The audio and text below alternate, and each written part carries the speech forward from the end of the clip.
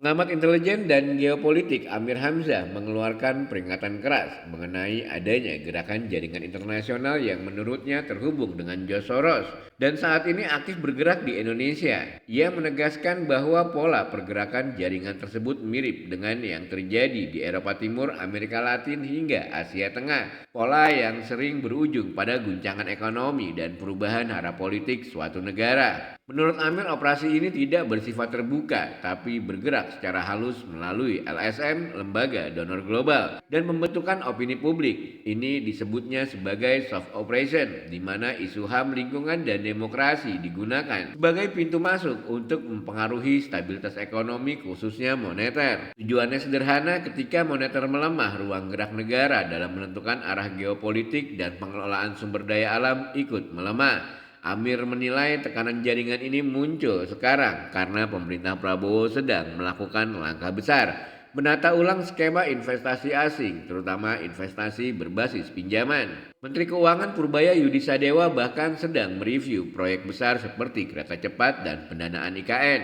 Langkah-langkah ini bisa membuat sebagian modal asing merasa kepentingannya terganggu, sehingga memicu reaksi dalam bentuk non-militer. Amir juga menyebut bahwa jaringan modal global saling berkelindan, termasuk hubungan antara Soros dan Cina. Karena sekitar 50% investasi asing di Cina berasal dari latar pemodal yang berkaitan dengan jaringan Yahudi global. Setiap kebijakan Indonesia yang menyentuh investasi Cina dapat menggerakkan efek domino ke jaringan modal lainnya. Ia menegaskan bahwa Indonesia sedang berada di tengah perebutan pengaruh antara kekuatan dolar dan yuan. Dengan posisi strategis dan sumber daya alam besar, Indonesia menjadi arena penting dalam pertarungan pengaruh global.